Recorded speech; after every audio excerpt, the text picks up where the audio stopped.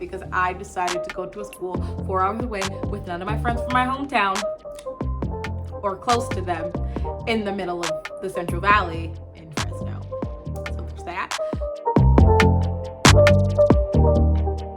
Hello, beautiful people. Welcome back to my channel. My name is Jasmine. If you've watched the other videos, you know what's coming. If you're watching this video and you have not subscribed, what are we doing? What are we doing? Okay? Subscribe, hit the button down below. We're on the road to 100 subscribers. Help me out. Today we're gonna be talking about college. So share this video with people who are moving out to college, doing their thing, you know? Let's talk about it. Share it with them. Hopefully they can learn some stuff from this. Comment down below what it was like the first time you moved out of your parents' house, if you did. And if you stayed at home for college, what was that like? What was that like? Because I moved away, so I don't know. But if you didn't, and if you didn't even go to college, because it's not for everybody, let me know. Let me know. What did you do? What did you do instead? Did you just get a job? Because that's cool. Because you need 5 years of experience when you first graduate, but you were in school, so you don't have it. But I digress. All right. So today we're gonna talk about the first time that I moved out of my parents' house into my first apartment for college. So here's some things that I wish I knew and some things that I learned from moving out on my own. Number one, that I'm so grateful that I had my mother to help me with this when I was looking for an apartment, because I decided to go to a school 4 hours away with none of my friends from my hometown or close to them in the middle of the Central Valley in Fresno. So there's that. Find an apartment complex with individual leasing. Now, let me tell you the benefits of individual leasing. If you live in a normal apartment complex, like outside, like it's not student housing or anything like that, if you sign up with a roommate that you don't know, that you find on Craigslist, which you can, I did that when I moved again. So you can do that and find reliable people. Pray about it. Not everybody is reliable, but if you can find a place that has individual leasing. You live out in a regular apartment complex, you sign on a lease with a roommate, y'all are both responsible. The apartment complex does not care if your roommate didn't come up with their half of the rent, okay? Y'all both gonna be evicted because y'all short on your rent. You're both gonna get those late fees, you will both get that 3-day notice, and you will both get evicted. So at my apartment complex, I had individual leasing, meaning that my lease was on my own for my bed, for my room. It was separate from every other person in my apartment. So I was able to pay my rent. And if my roommate didn't pay her rent, I wasn't getting kicked out.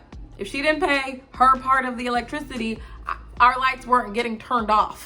So I'm very grateful that I was able to do that. If you are in the dorms, you also have that, so it's great. Like if you're in the dorm and you're sharing a room and your roommate don't pay their part of the rent, they're not gonna kick you out. They're not gonna kick you out.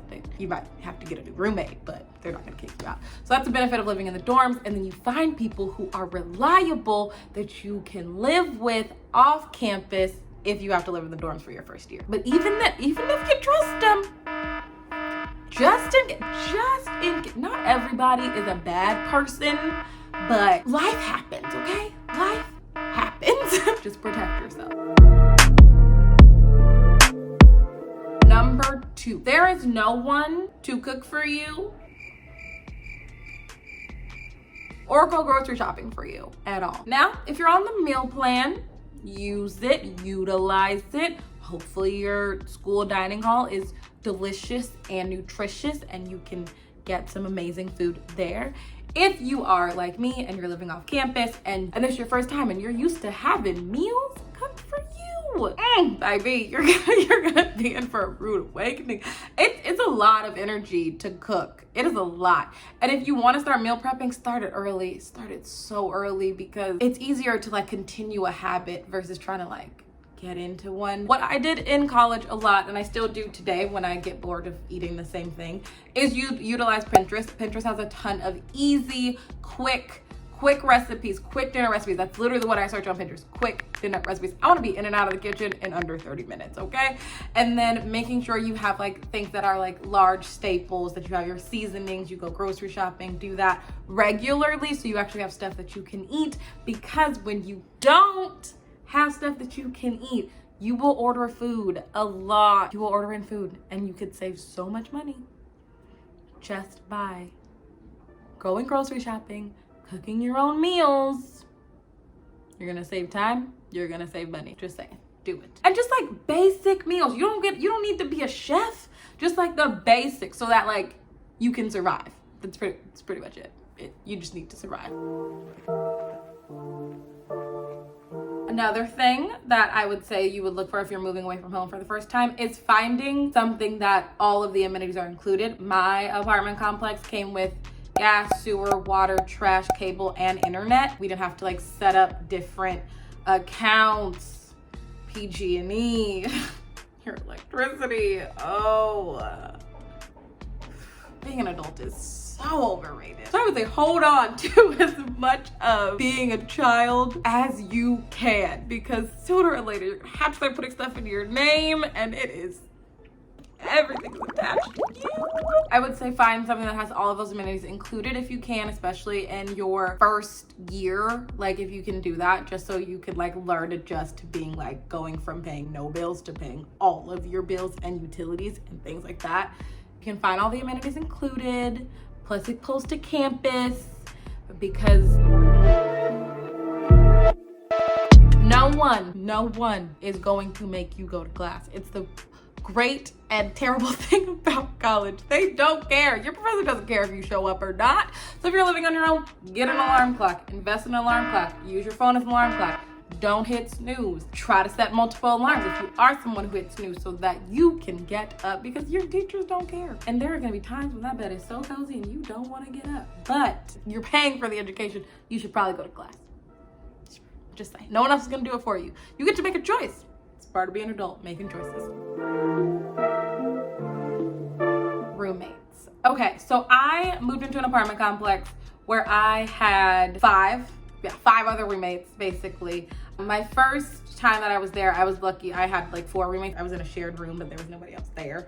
So I had 4 other roommates. You decide what relationship you want to have with your roommates. Some people want to be super close. I had one group of roommates where we went out to dinner once a month. Like we were all like so different, so it was good to just like come together once a month just to like hang out, check in, make sure like we're good. Then I had another group of roommates where we like all did our own thing. We just did our own thing. We were like, hey, how's it going? That was pretty much it. We just all did our own thing. It's just, you have to figure out what you want from roommates. You have to figure out if you want to be friends with people, if you don't want to be friends with people, if they want to be friends with you, if you don't, if that's what you want, or just, and then also know like when it's time for that you want to be alone and you can just do that and close your door and do that. Roommates, it's a gamble, because people can say one thing on their little questionnaire and then be a different person. So it's just really just trust and hoping that you get really good roommates. And if you don't, speaking up, letting people know, talking, communicating. It's very, very, very important.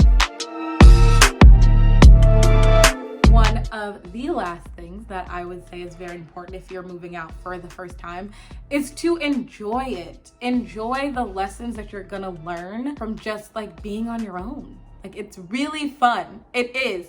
And it gets expensive. Like I said, I have been moved out since 2012. People that lived at home, let me know. How did you save money? Or did you just use the money? If you like had a job, did you just use it for other stuff? Did you actually save money? In my mind, I tell myself that if I would have stayed at home, that like all the money I would have made, I could have saved and I would have had a better savings.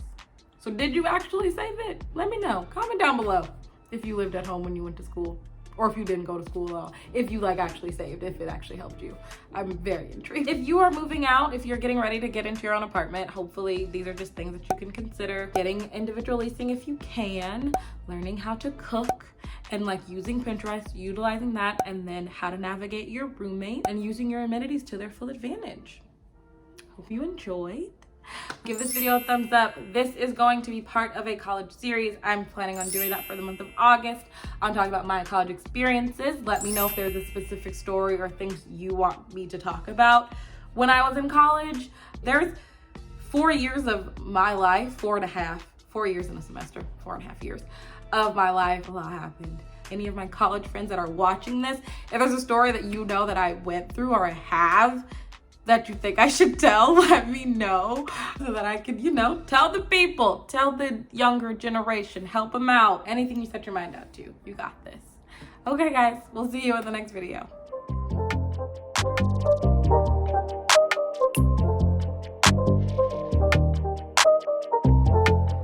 Because I keep saying that if I stayed at home, but I don't know, because the way that I used to buy clothes in college,